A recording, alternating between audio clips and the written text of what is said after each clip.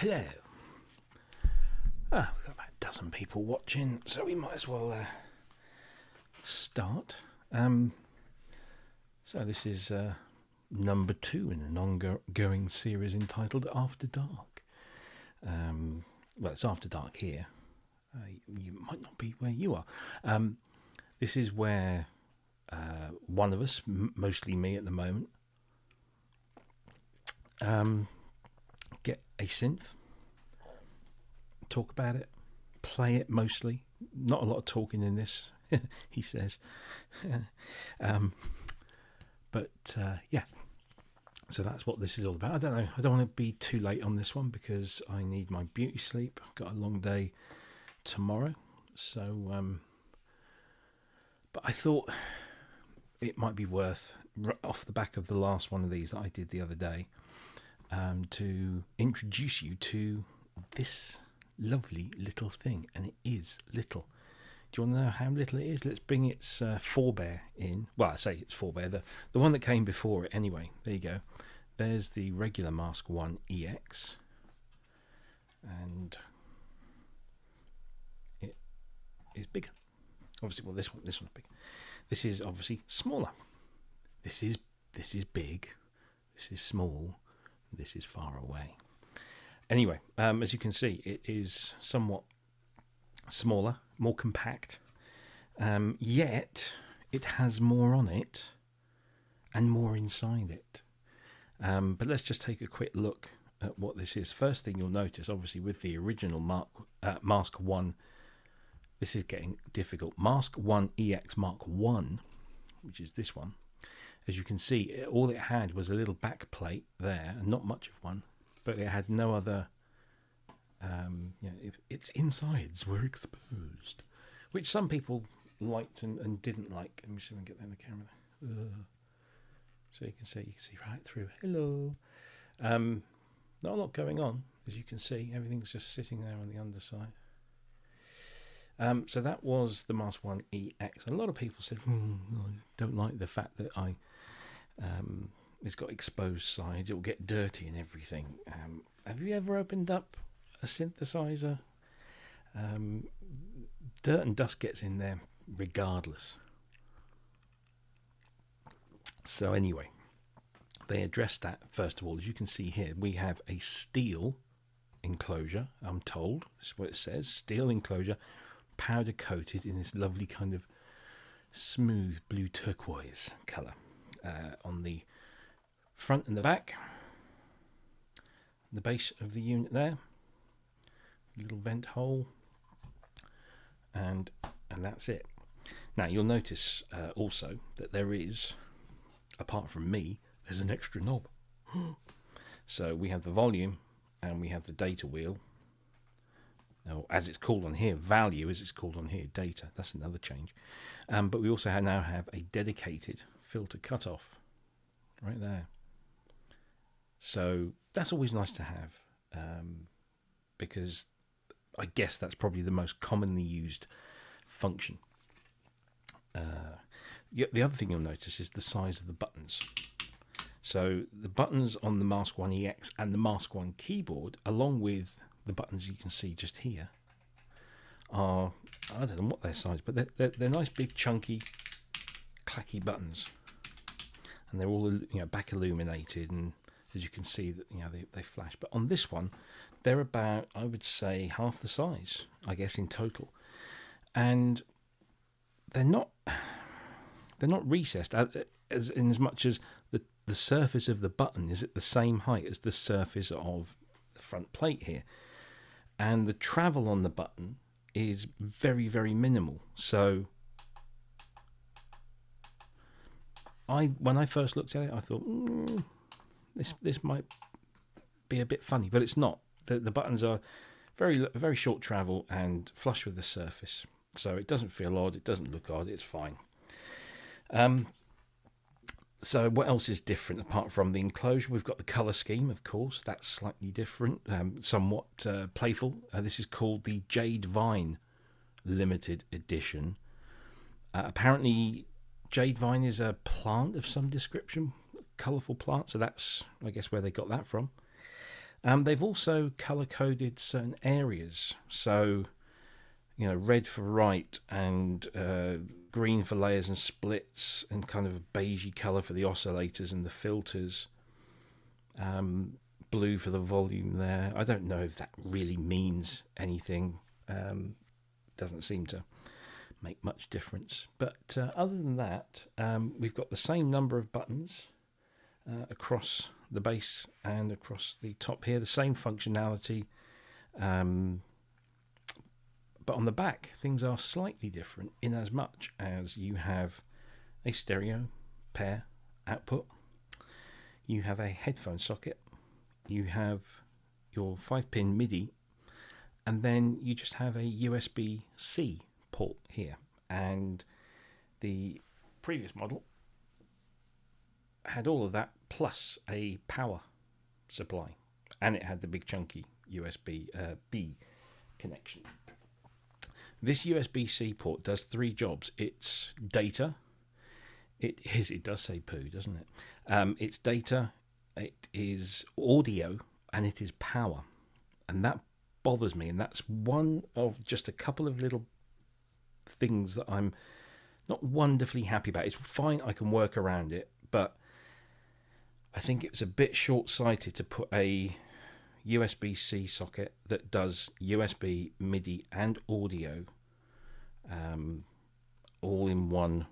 So USB power, MIDI, and audio all in one socket, because you will, if you connect this as I have to my computer, just on the door, I've gone directly into the Mac Studio, but I could have gone in any number of ports. You will get ground loops, and you get that nasty buzzing in the background. Now, the reason you can't hear that is because I have a ground loop isolator on the audio input, so that gets rid of that.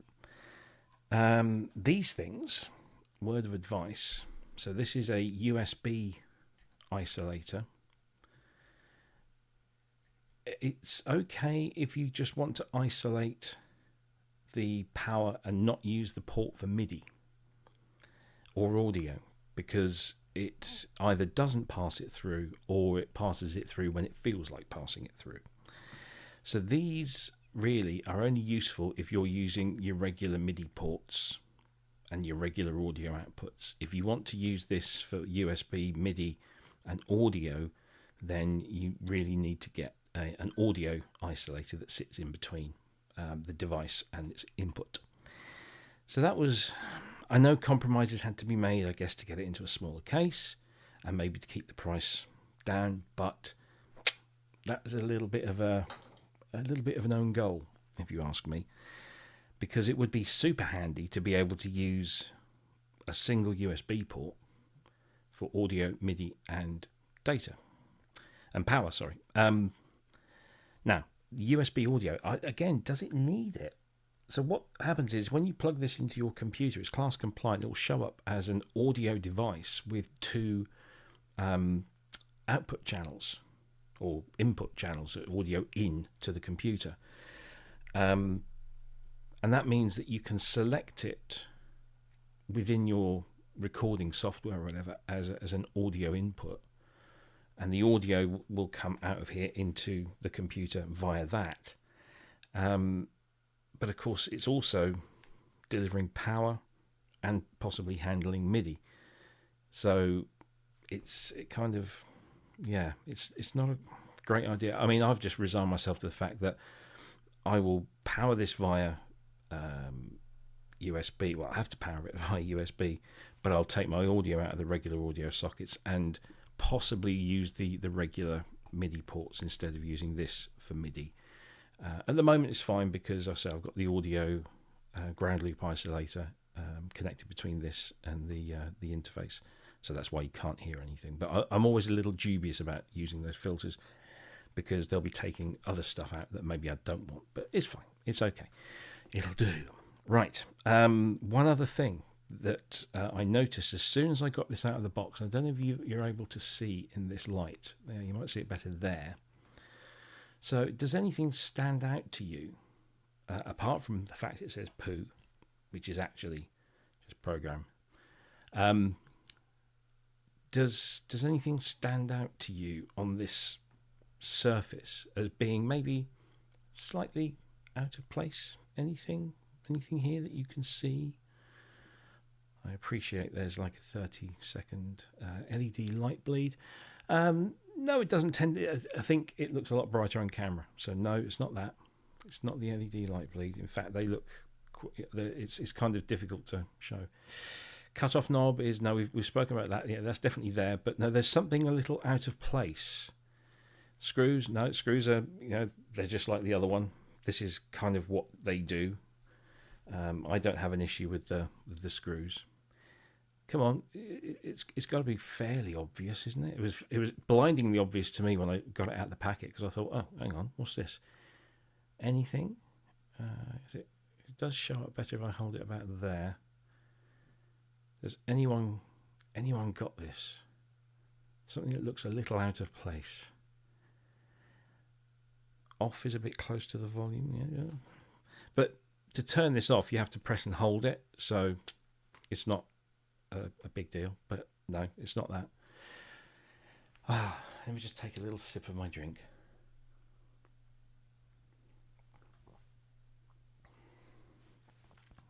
No, we're going to give up. Okay, what's this? Can you see? This is a sticker. Now, if you go to the Kodamo website and have a look, there is no sticker. It says MIDI in and out on the paintwork. However, they've had to put a sticker on here, and one can only assume is that either they got it the wrong way round at the printing stage, or they mixed up the ports. Now, I thought, oh, is this just me? But no, I looked at a picture that Kodamo posted up on one of their social media pages. They've got a stand at Synth France. And I looked at the 2 or 3 of these they had there, and they've all got these little stickers on. Now, my name's not Ty Unwin, so I don't demand perfection. But that just looks a little out of place and a little unfortunate. Now, what I might do, given that I might not use these all the time, I might just gently peel that off and place it on the rear so that I know which is which, and then just leave the top, just so it looks a little cleaner, a little nicer. They didn't even get the same colour sticker, which I thought may have been possible. I don't know.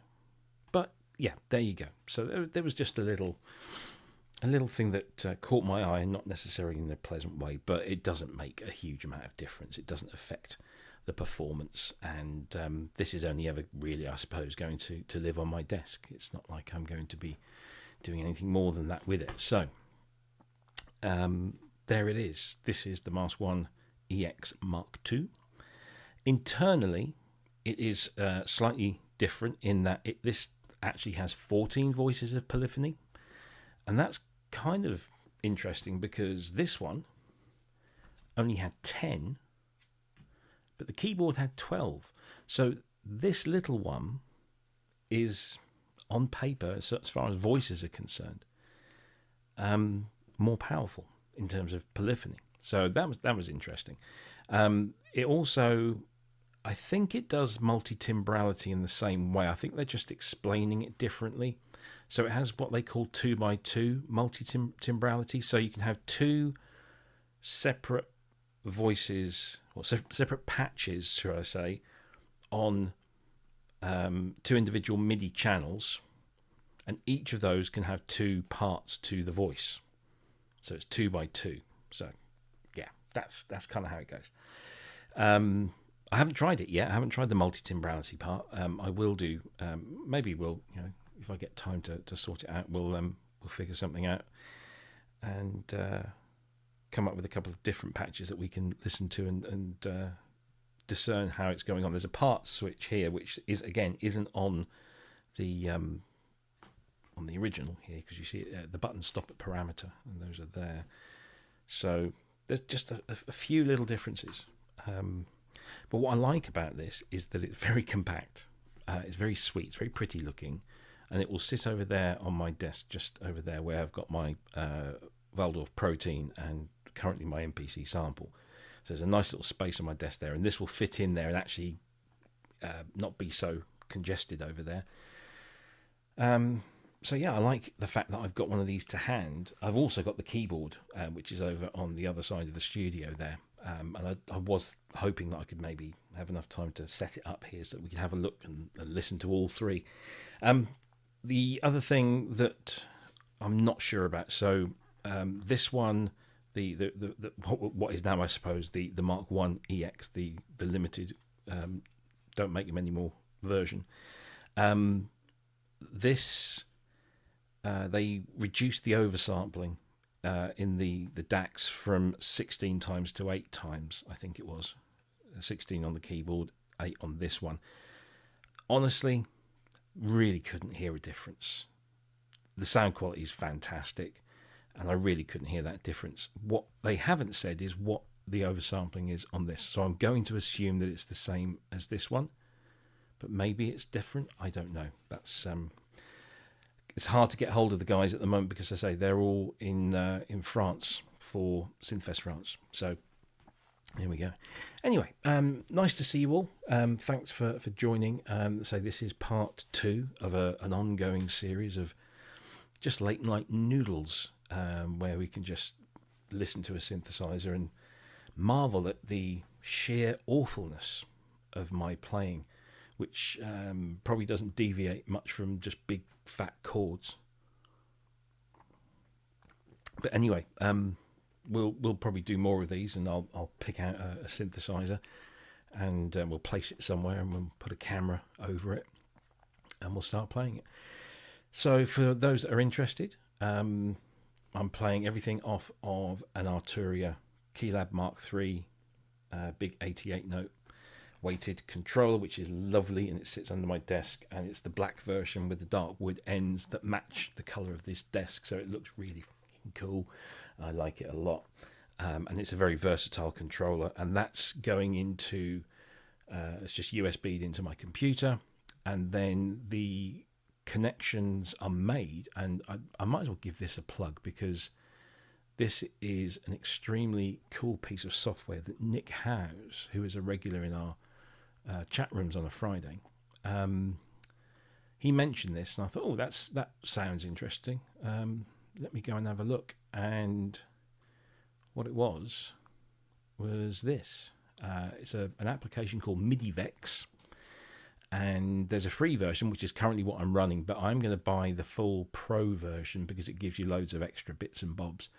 But this is a MIDI routing piece of software. Now, I used to use, and still do occasionally, a thing called MIDI Pipe on the Mac, and it was a very simple little box where you just picked from the MIDI connections you wanted, and it just set it up, and it was absolutely fine. This is all that and more. So you can view this as a grid here. So here's my Keylab, and I just hover over the point. So you can see wherever I hover, it will show what's connecting to what, and then if I click there, it makes that connection, and I can make as many connections as I want. So I can connect the Keylab to all these different MIDI ports and do as many of those as I want to, which is very cool. But what this also features is over here on this thing here is modulations and effects. So you can actually with the light version, you can get an arpeggiator. So you can put an arpeggiator in, so you can just let me see if I can grab hold of that. So yeah, so down here you'll see that there are effects, and there's 8 of them, but you can see I've only got the ARP one because I'm on the free version. So what you do is you just drag that in, and then you can choose. So let me just get here's a little plucky sound,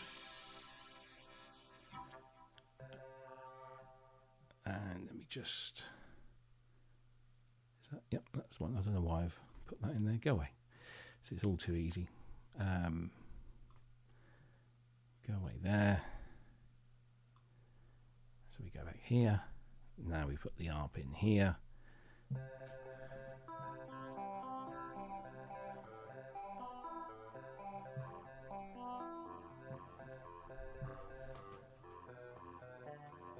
And then you've got loads of different time options.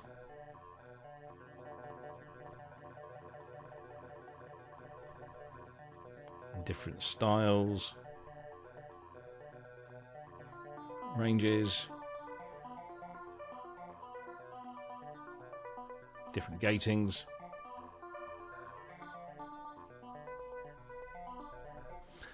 Which I think is really cool. It's just lovely, really nice little mapping piece of software, and you can save your routings as a single file in the Pro version.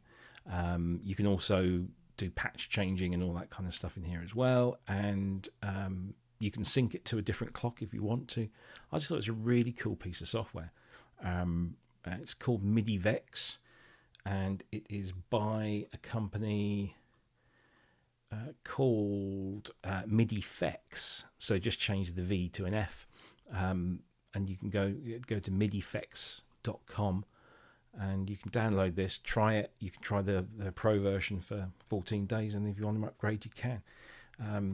It's a really cool piece of software. Not associated with it, not plugging it, not getting any commission off of it. Just sharing the info. So there you go. That's what I'm using to trigger everything tonight. So we'll take that off of there. Also, just in case anybody's wondering, I bought this with my own hard-earned cash, and I've got no association with Kodamo other than I did edit the manual for the original MASK1 keyboard synthesizer, but no money changed hands. No money's changed hands here other than me giving them I think it was about £350 to buy this into the UK. So that's the unit plus shipping. And so there's no association, no paid sponsored content. They don't know I'm doing this. They probably don't want me to do that. I don't know. But yeah, completely independent. So there's no bias here other than my own personal bias that I think this is a really cracking little synthesizer. And I'm going to start to shut up now. Now, when I did the MASK1 EX Mk.2 video the other day, I started here with this lovely, lovely patch, which is called Mega Mask. Let me just turn the arpeggiator off.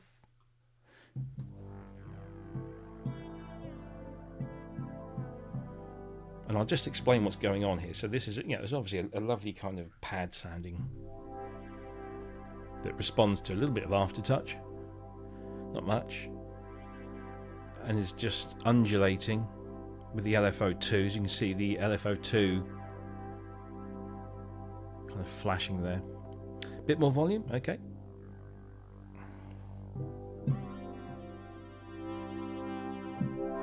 How's that?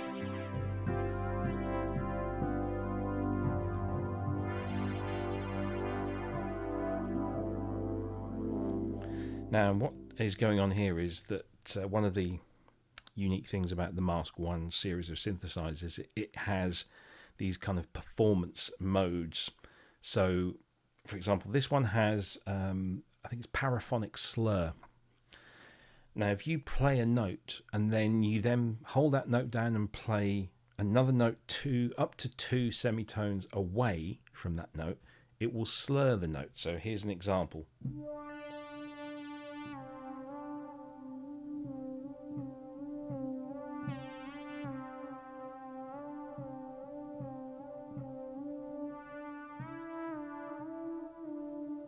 So it glides up and down. You can change the rate that it does that, but yeah, indeed, James. If you go beyond the 2 semitones, so this is 2 semitones up and 2 down. If I go 3, instead of just slurring to the next note,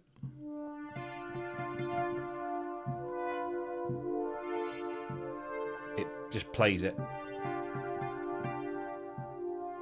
So you get both notes. Now there are different modes. So this is this is paraphonic slur, and I do like that. Yes, a drunk Mark Doty. This is paraphonic slur, but there is polyphonic slur. There's paraphonic. There is monophonic re-triggering. There's poly re-triggering. I'm trying to remember all of the different modes. But what they do is they just add. It's one of those things that if you try and play to that thing, you probably won't be too impressed by it. But when you just play normally, and it happens almost like, by accident or without intention, it's such a pleasing kind of experience.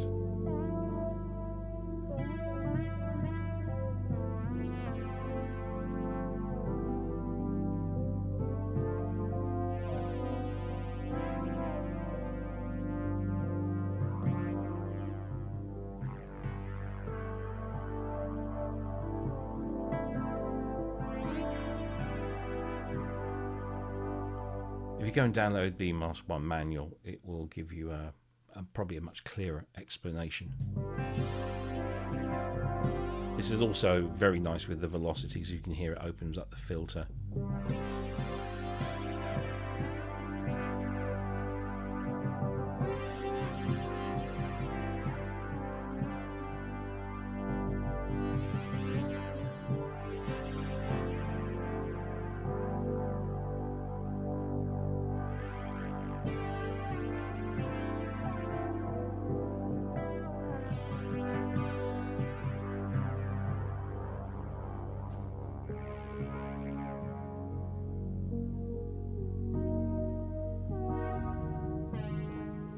So that kind of explains what this does in terms of performance. The other thing that it does is the way it makes its sounds. So it takes essentially sine waves and it slices those up. I believe it's around 100, or is it 256 times? It's a lot of slices. And then the whole thing about bit masking is that you take those bits and mathematically it replaces them and moves them around, and it will form, as you can see on the top here, it will form different sorts of waveforms. So it kind of has a wavetable-y feel to it, but also in some respects it has a sort of slightly FM feel to it. It's an interesting thing. James is asking what it's like to program. It's not hugely difficult. The interface leaves a little bit to be desired, because you've just got this 4-character display here, and there is currently no online application for programming. But quite simply, you just go into the oscillator, and each time you press the button, it will show you each function. So, whether you want it to loop, where the tuning is, and so on and so forth. The noise, you can choose the frequencies. Filters, you can flick through cutoff, resonance, whether the mode of the filter, whether it's low pass, band pass, notch, whatever.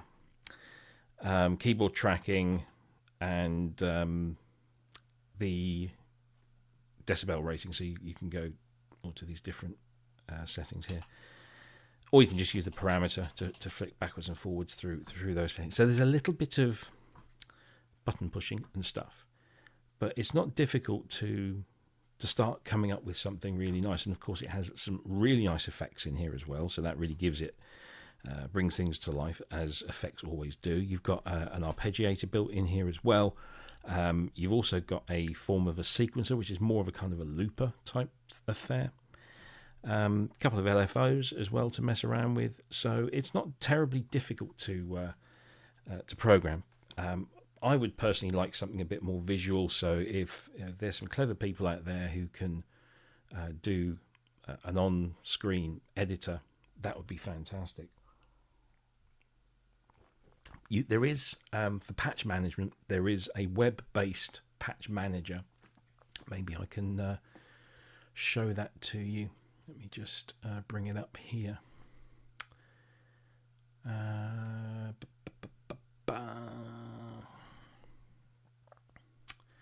me just go here and we go to the voice organizer. Right, so let me share this screen with you.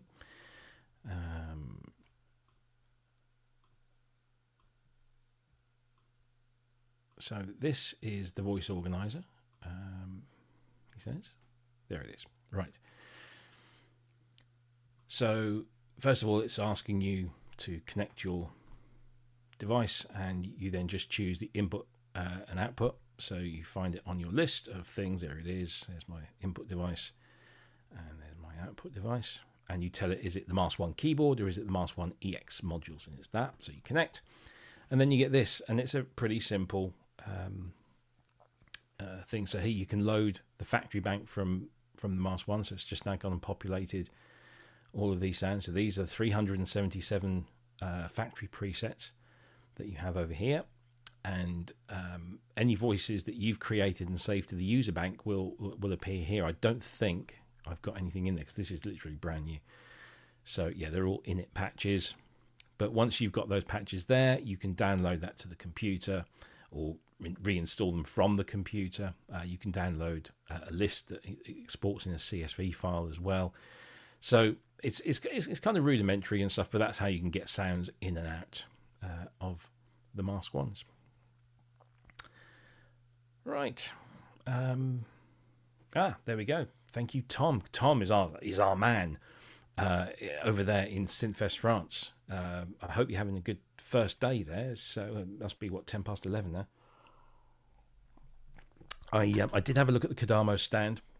I was hoping that there might be something new and interesting there that might have taken the Cora expander module maybe to another thing. I don't know whether that appeared, or it certainly on the stand it didn't look like. They looked like they had one Essence FM, one Mask keyboard, one of the Mark 1 EXs, and 2 or 3 of the Mark 2s. So but yeah, as Tom says there, we talked about a possible editor. Not sure yet, but maybe. I hope there is. And he has just confirmed that Cora isn't there this year. Cora being this one new wrap mat module that they displayed last year as a kind of sound design proof of concept type thing. Wasn't a product, and they said, well, never will be a product in this form.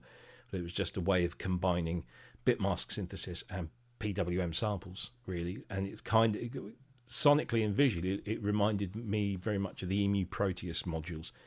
And it sounded, very much of that era.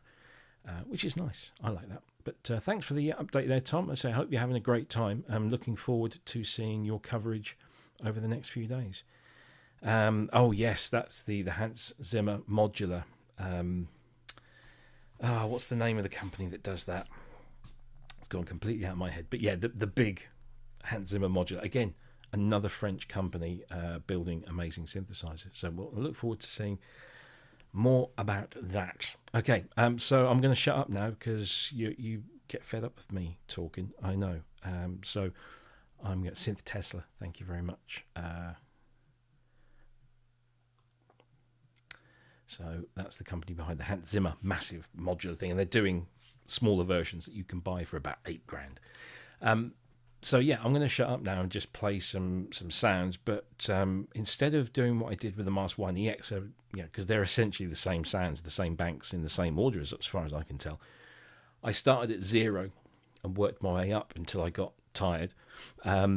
This time I'm going to go. Oh, I'm going to be such a rebel. I'm going to go all the way up to 377 or 376, which is the 377th patch because there's a 0. And I'm going to start there and work my way down because, I'm crazy like that. So I'm going to turn my microphone off so there's no background noise.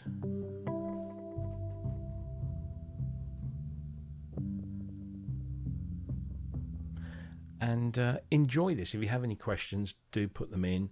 I will try and interact as and when.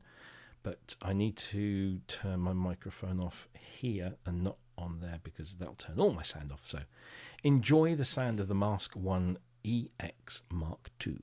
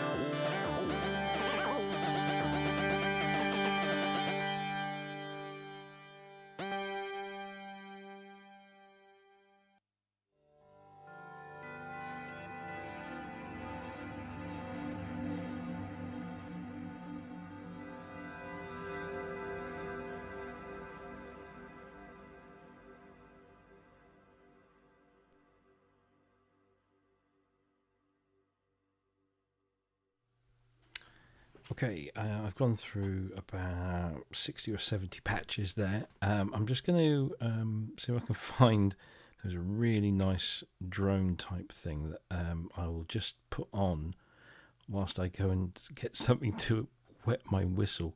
Because it's hard work, this. It was easily, no, that's Dream. It was actually called Drone, I think. You have to wait for the name to start scrolling across. I'll tell you what would have been nice when they updated this is they changed this screen into a nice little OLED. But that would have involved quite a bit of reprogramming, I would have thought. I'm going to find it now, am I?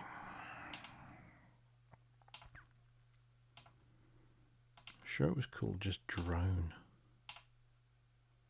What was that? No, it's Koto. I think I've gone past.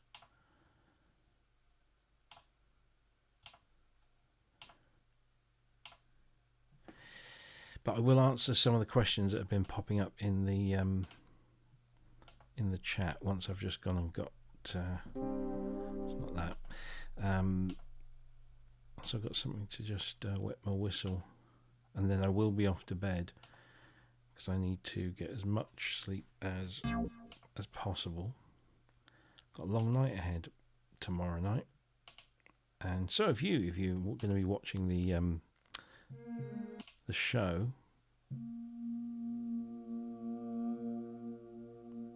Was that it?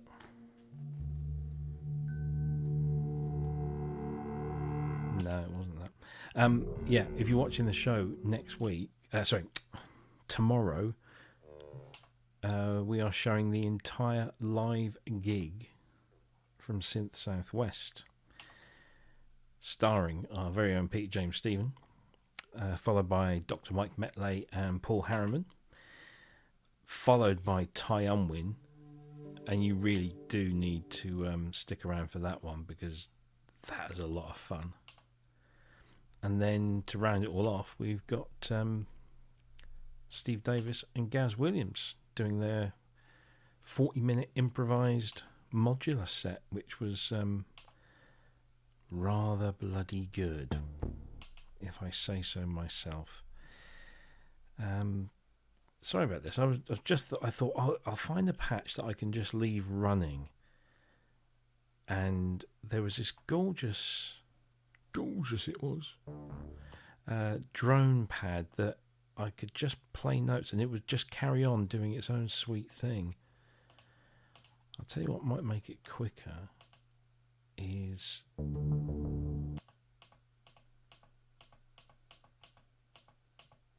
I know it had an ARP on it, so oh man, I know what I can do. Ah, there you go, J-Drone. Right, go back up here.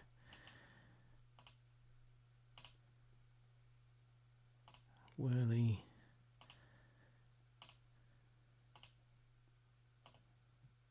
Come on, because I'm spitting feathers here.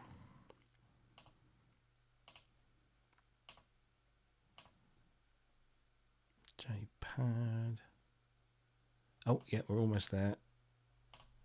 Here it is.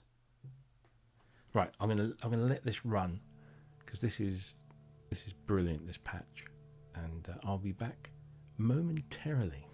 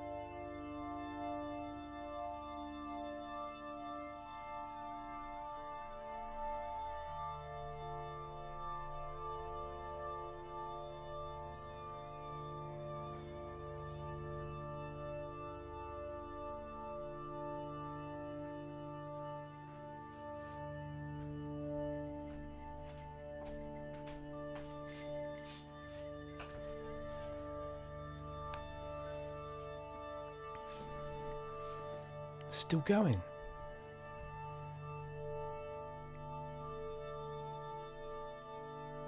How cool is this? I can add to it as well.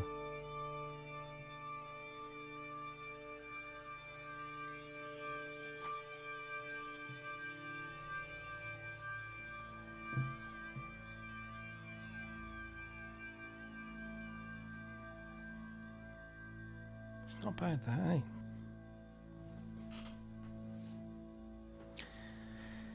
Anyway, let's just fade that out. Right. Well, maybe that's answered one of the questions. I did go through and mark some. So, Aaron Worcester, what does the knob on the left, far left do? That's the volume. That's all it is. It's just the volume, overall volume control there. And then over here we've got the new filter cutoff, dedicated filter cutoff, which isn't on the keyboard or the other MASK1 EX. And then this is the data wheel, which used to be called the value wheel, but it's now called the data wheel. So hopefully that's answered that. Right, so another question here from SJ88. Is this a layered multi-timbral 2-synth thing? Yeah, it kind of is. So this has 14 voices, which is the most of all of the masks, including the keyboard. It's got 2 more than the keyboard. But it's 14 voices, but you can layer and split. And it's got 2x2 part multi-timbrality. And what that means is, this is how I understand it. you can have two parts playing on two separate MIDI channels, and each of those two parts can have two presets per part, and you can layer or split, I think. But yes, you can do multi-timbral stuff, and some of the patches I played were layered patches. I don't know exactly which ones might have been multi-timbral, but yes, it's entirely possible. So there you go, that's that. And then SJ again, what does the full-size keyboard version do that this doesn't? Okay, so the main difference is obviously the keyboard, which is a FATAR, lovely FATAR action on the keyboard version. But the differences, so this one, as far as I know, so it's got more voices. This has got 2 more voices than the keyboard and 4 more voices than its predecessor, the MASK1 1. So this one here has got 10. The keyboard has 12 voices, and this has 14. Now, the other difference between the keyboard and this one is that the MASK1 EX has 8 times oversampling, whereas the keyboard has 16 times. But honestly, I struggled to tell the difference. I had the keyboard and this one running side by side when that first came out back in September last year, and honestly, right, I couldn't hear it. So yeah, there's that. And I think other than that, there's just a few little design things. So on the MASK1 EX Mk.2, there's now this new part selector, so you can choose the 2 parts that you want to play, and choose the voices. So that's a new function, or a new button to access that function. Obviously, the filter cutoff knob is not on any other unit other than this one, so that's an addition. And then I guess it's down to the connectivity, because on the back of this one, you've just got a stereo pair, a headphone socket. Oh, you got some balloons as well. Stereo pair, headphone socket, MIDI 5-pin DIN, and USB-C, which delivers power plus MIDI and audio over USB. We'll get to your question, Nick, about the USB stuff. So on the back of the MASK1 EX, what you had was stereo pair, headphone socket, a sustain pedal socket, which I guess wasn't really needed, because if you're playing from a controller, which I am, my sustain pedal's in the controller, so why do you need it on here? So I can understand why they dropped it on the other one. USB B socket on there, which was for data and MIDI. Regular 5-pin DIN, and then its own dedicated power socket here, with a inline power supply brick thing that came with it. Power switch is a latching switch on the back of the MASK1. On the Mk.2, it's just a single press button. Press it once to turn it on, and I mean, look at the load times. So let me just turn this off. You press and hold to turn it off. So just watch how long it takes to boot up. So as soon as it comes up with the program, there is ready to play. There. So I think they've got it down to a half a second boot time, which yeah is great. So that's another difference. And then the buttons, of course, on this on the Mk.2 are a lot smaller. They're still backlit and illuminated and give feedback. So you might have seen during the performance. That's giving it a title above its station. You might have seen through my playing that the LFOs would pulse in time with the LFO speed and so on and so forth. But they are smaller. They're probably overall about half the size of the ones that are on the Mark 1, which are the nice kind of clicky keys that are very, very similar to the ones used on the keyboard itself. These ones are just little clicky things. They don't travel far at all. They're like little tack switches, but illuminated.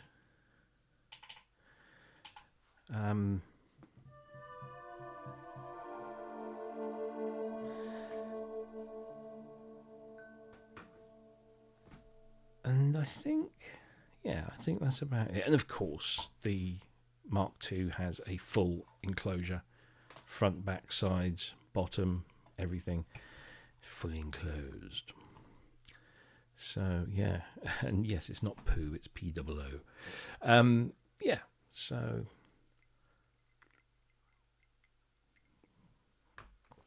that's it. I think for the money, I mean, I bought this on Friday last week, and I paid after the bank did its conversion. It was €403. That's with the unit price plus shipping, and so that equated to about £349 and some odd pence. And it shipped 2 days ago and arrived this morning in a little box, albeit not a the packaging wasn't, I mean, it wasn't awful, and it arrived absolutely fine and safe and sound, no problems at all, but the packaging left a little bit to be desired. I remember when I got this thing, the Essence FM, which is another one of their first synth. It came in a box with like 2-inch thick foam around the whole thing. It was lovely. Obviously, the MASK1 keyboard came in a very nice box. And I was just a little... when you open it up, you go, oh God, is that all it's packaged in? And you have a look, and actually it was all okay, so I'm sure it's fine. There were no issues, there were no breakages or damage. It basically came wrapped in that kind of well, let me show you. I'll if I can whiz over to the box, which is just over the other back side of the street. Yeah. So it came in this box like this. It was the initial unit was wrapped in this sort of thin foamy stuff, and then it was all wrapped in this kind of concertinaed. You've seen that before. So it was well padded. There was extra paper stuffed in there as well, but it just felt like it looked like the box had been made up from another box. You know what I mean? But no, it's fine. It arrived safely. It wasn't a problem. Yeah. So yes, as far as buying is concerned, yeah, Thomann. I got a little indication that it was up on Thomann, and then when I clicked on the link, it said it wasn't available. So I guess they were just putting up a placeholder. But you're saying that Thomann are quoting £412. That's obviously shipped and includes VAT. So there's a thing.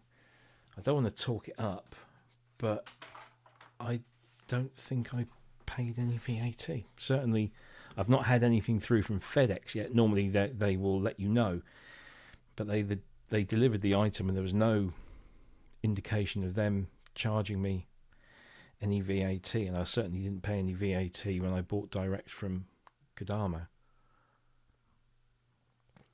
So I would buy direct, would be my advice. However, word of warning, Stefan, and I guess the rest of, because I think there's only 2 or 3 people that work at Kodamo, Stefan being like the main guy, they're all at Synth France. So I don't know if you order now, there might be an extra day or two's delay because of the fact they're not in the office. However, if you're going to Synthfest France, they've got units there to buy on the stand, so you can buy one and take it away. But obviously, you'd have to be in France. And I don't think they'll be doing any other shows. They certainly don't do Super Booth. I don't think they can kind of stretch that far. So it's a shame, because they really would benefit from getting their products in front of people at Super Booth. But it's a lovely little thing. I've got this thing just lately. I've been buying little synthesizers or little units, and this is very cute and very pretty. I was slightly disappointed by the sticker to correct the legend of the MIDI port orientation, because underneath that sticker it says in on the left and out on the right, but according to this it's out on the left and in on the right, and they've had to put a little sticker on top there, which kind of, I don't know, spoils the flow of the thing. What I actually might do, I don't know if I can do it. I don't want to do it and then damage anything. I suppose I'm not going to do it now, because I'll only mess it up. I was just wondering if I could just gently peel that off and then just stick it on the back where I won't see it, so I know exactly which port is what. I mean, honestly, it's a 50-50 chance. And if I'm using USB, as I do, that reminds me, USB noise. So, Nick, I did mention this at the beginning, so apologies to anyone. I'm going to repeat myself, which I'm prone to do. So yeah, as you can see, power plus MIDI plus 2 channels of audio can all be routed through this port, or handled by this port, should I say. Now, obviously, that means that you will get ground loop if you are powering this unit from a USB port that is connected to your computer. So I've got this currently connected to my Mac Studio directly through the front USB ports. However, I do have a ground loop isolator, one of these. Get used to where the camera is. So this is like an $8.99 job from Amazon. I'll go this way. There we go. So it's a little brick, with a 3.5mm socket on that end and a 3.5mm socket on this end, and you get this little fly lead, and basically you put that in between the instrument and the input, and it filters out the ground loop noise. I'm not the biggest of fans, although they do a fantastic job. I'm always wary that there's probably some very high frequencies that you would want to keep from the actual synth being filtered out, as well as is the case with anything like this. You're probably going to strip away tiny little bits at the top end. However, given that I'm 56 years old this year, my hearing has probably lost that top end, so I probably wouldn't notice. What I would say is these little puppies. So this is a USB isolator. They work for certain things, and in fact, Waldorf give you one of these when you buy a Protein, because the Protein, like this, is USB-C powered. The problem with these is that they cock up the data. So as far as power is concerned, perfectly fine. As soon as you start wanting to use the USB connection for MIDI or anything else, not so good. Very hit and miss, mostly miss. It's worth pointing out, though, that the MASK1 EX Mk.2 does come with a mains plug with a USB socket in. So you can power this from the mains via the USB. That's not a problem. And you get a dedicated power supply for that. But personally, I prefer having a proper dedicated power supply. But, I can understand why they might have left it out. So the way I will probably use this is how I have it set up now. So the audio coming out of the analog sockets Power via the USB connected up to the computer, either via a hub or my audio interface has got some USB sockets on there as well, so I could potentially use that. And then just use the ground loop isolator in the audio chain, and that's probably what I'll do. But yeah, it's not my favourite thing. Power over USB. You know, IK Multimedia did it with the Uno Synth, and then they did it again with the Uno Synth Pro. Although they gave you 2 USB sockets, one for power, one for data and stuff. It was only on the the Uno Synth Pro X that they finally said, okay, yeah, we'll give you a dedicated power supply. So yeah, it's yeah, you'll find your own solution, I'm sure. Of course, the other option is you use the traditional MIDI sockets for the MIDI connection, and you just plug this into the mains rather than use that. And there will be a lot of people that will say, yes, that's what you really should do for the most competent data transfer. I have tried WIDI on these. I tried the WIDI, both the WIDI USB and the traditional WIDI masters and WIDI jacks, and it works absolutely fine. So there's no issue there if you wanted to go that. And by the way, CME have just recently updated the firmware on the WIDIs, the WIDI master, the WIDI jacks, the WIDI USBs, and the WIDI Bud Pros, and they've improved the latency and the jitter to, like, it's virtually non-existent. It's incredibly good. So yeah, all good stuff. And talking of CME, I don't know if you can see this. I'm now testing one of these. The first one I had, there was a couple of problems with it. This is a new one, and it works beautifully. So it's a USB host interface, and you have 6 physical ports. Each one has in and out TRS plus a USB, so you've got the option to have USB or TRS. There's also a whole bunch of virtual ports that will appear in your system when this is connected, and you can use the software to map anything to anything, route anything to anywhere. The beauty of this is that you can save up to 6 scenes. So 6 routing configurations can be stored in the box, and then by pressing this little button here, you can flick through those different configurations. So you might have, one configuration for your studio, a couple of configurations for your live rig, and so yeah, very clever. And once you've got those stored in there, you don't have to have this connected to a computer. All you need is to have it connected to some sort of source of power, or you can use DC 9 volt, same as I think it's pretty much same as most guitar pedals. And this will do all the routing because it's all stored in the unit, which I think is rather good. And I've been testing it out, and it works fantastically well. So yeah, cool stuff. Right, well, I'm going to wrap things up and bid you farewell and good night. Hopefully you've got a nice little idea of this thing and how lovely it is and how good it's at. I mean, I've always been a big fan of the MASK1.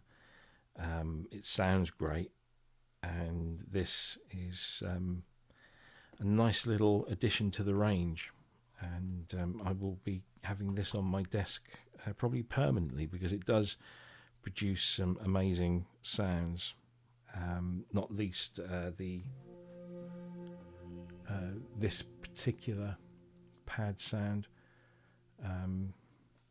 which for some reason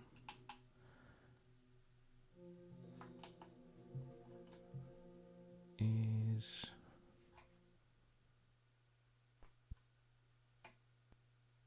something different to what I'm expecting.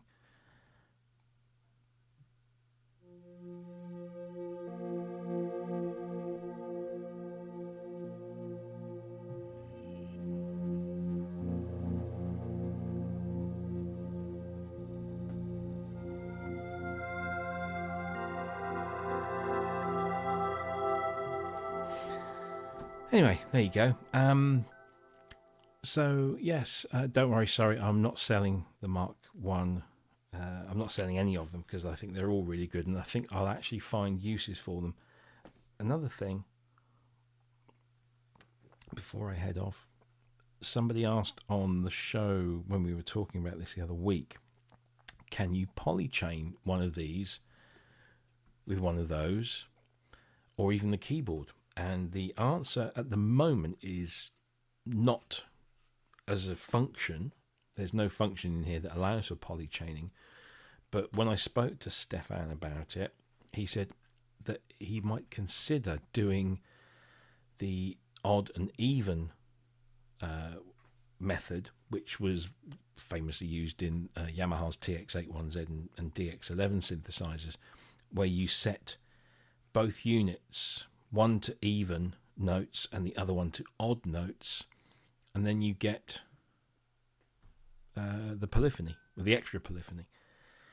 The thing is, the reason you can see it being useful on the TX81Z and the DX11, because whilst they were 8-voice polyphonic, those voices soon dropped when you started to layer up sounds.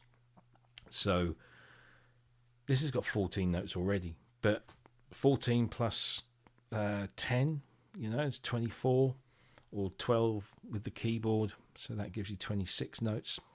I'm not gonna turn that down, but let's get them bedded in first, and that might be an option to polychain. And as far as the availability of these, obviously this one was a surprise, not least to Kodamo. They didn't realize that this would be so popular, and it sold out, I think he said, within 16 hours. And most of those sold on the Friday night when we first announced this on the show. Because I know I bought one, Andrew bought one, and a whole bunch of viewers bought one as well. And by the following day, I was getting messages saying, "Oh, they've sold out." And this is why this exists, because of that. So they've taken the opportunity to refine it, and